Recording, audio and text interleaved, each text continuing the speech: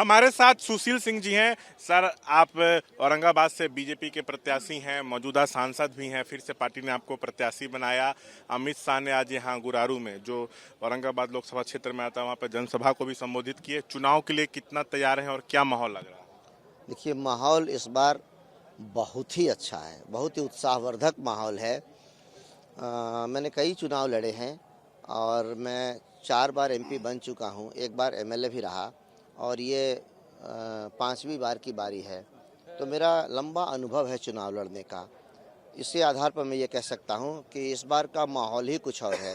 जीत तो सुनिश्चित है ही, बड़े आत्मविश्वास के साथ कह रहा हूँ और इसलिए कह रहा हूँ कि जनता 19 तारीख का इंतज़ार कर रही है कि कैसे 19 तारीख आए जल्दी से जल्दी और हम लोग कमल के सामने के बटन को दबाएं। तो इसीलिए मैं कह रहा हूं कि इस बार की जो मार्जिन होगी, पहले के मेरे चुनावी जीत की मार्जिन का कम से कम भी अगर होगा तो वो 3 गुना होगा। कम से कम मैं कह रहा हूँ 3 गुना।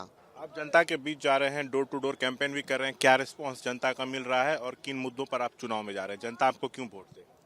देखिए, विकास एनडीए का परमानेंट मुद्दा है और जिस ईमानदारी के साथ लोगों का सम्मान करते हुए मैंने उनकी सेवा की है, तो जब मैं कहीं भी चाहता हूँ, लोग बड़े उत्साह के साथ, हाँ, कुछ नई मांग, नए प्रस्ताव ज़रूर रखते हैं लोग कि हमारे गांव में ये होना चाहिए, ये नहीं है और ये होना चाहिए।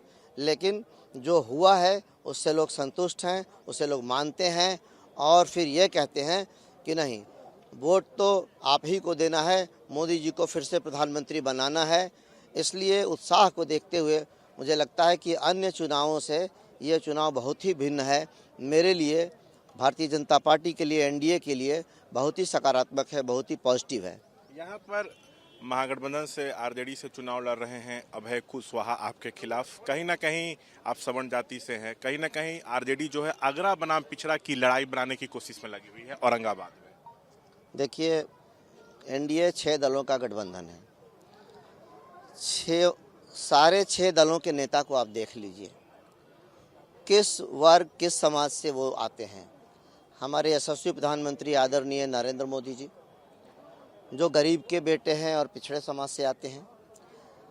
बिहार के माननीय मुख्यमंत्री नीतीश कुमार जी, ये पिछड़े समाज से, ओबीसी वर्ग से आते हैं। श्री जीतन राम मांझी जी हैं, एक हम पार्टी के नेता और इस गठबंधन के प्रमुख साझीदार, वो महादलित समाज से आते हैं। चिराग पासवान जी दलित समाज से आते हैं। उपेंद्र कुशवाहा जी पिछड़े वर्ग से आते हैं। पारस जी दलित समाज से आते हैं। तो सारे नेता 1 से लेकर 6 तक सभी तो पिछड़े, दलित और महादलित समाज से ही आते हैं। प्रधानमंत्री हमारे मोदी जी को बनाना है, ये लोग मान चुके हैं। मुख्यमंत्री नीतीश कुमार जी हैं ही। तो राजनीति में लोग नेता को देखता है, पार्टी को देखता है, पार्टी के विचारधारा को देखता है और जिनके पास कहने के लिए कुछ भी नहीं है, आरजेडी के लोग ये कहकर जनता के बीच कैसे जाएंगे कि हम लोगों ने ये विकास किया, ये विकास किया, ये काम किया, ये काम किया। तो उनके नाम का जो ठप्पा है, उनके नाम का जो परिचय है, वो यही है कि जब उनका शासन था 90 से लेकर 5 तक, यहाँ गुंडा राज था, यहाँ आतंक का राज था, यहाँ उद्योग के नाम पर अपहरण का उद्योग चलता था, कानून व्यवस्था की चीज़ थी ही नहीं और विकास की तो कोई बात ही नहीं करता था। तो उनके पास ये कहने के लिए तो है नहीं। जिसे मैं कह रहा हूँ कि हमने सड़क बनाई, रेलवे का स्टॉपेज कराया, हमने बिजली के सब स्टेशन बनाए, हमने बाकी सिंचाई के छोटे बड़े बहुत सारी योजनाओं को मैंने पूरा कराया, ये सब कुछ कहने के लिए नहीं है। तो वो उनके पास सिवाय जात पात करने के अलावा दूसरा कोई विकल्प नहीं है, दूसरा कोई रास्ता नहीं। जहाँ तक मेरी बात है, मैं कोई पहली बार सांसद नहीं हूँ।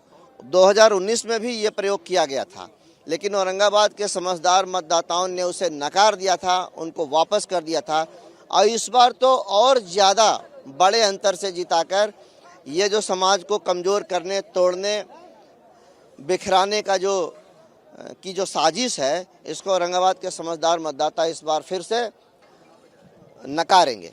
इम्तिहान की घड़ी नज़दीक आ रही है। 19 अप्रैल को पहले चरण में औरंगाबाद, गया, जमुई, नवादा में वोटिंग होनी है। कितने तैयार हैं? हम पूरी तरह से तैयार हैं और हमेशा औरंगाबाद में फर्स्ट फेज में ही, पहले चरण में ही चुनाव होता है और हम लोगों को पहले से भी पता रहता है कि पहले चरण में ही औरंगाबाद में चुनाव होगा।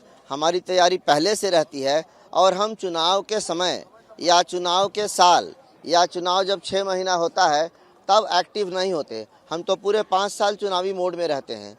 आखिरी सवाल, बिहार में सभी 40 सीट जीतने का लक्ष्य एनडीए ने रखा है और पीएम मोदी नारा दे रहे हैं आपकी बार 400 पार, क्या संभव लगता है? बिल्कुल संभव है। देश के लोगों ने हमेशा बीजेपी को पहले से ज़्यादा समर्थन दिया है।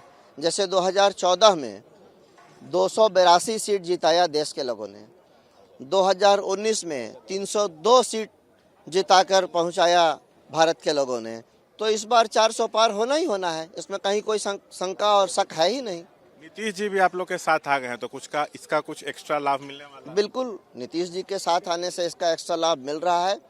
एक बहुत ही अच्छा पॉजिटिव वातावरण बना है, बहुत ही सुंदर पॉलिटिकल एटमॉस्फेयर बना है। इसके आधार पर हम ये कह सकते हैं पूरे विश्वास के साथ कि बिहार की 40 सीटें एनडीए की झोली में आएगा।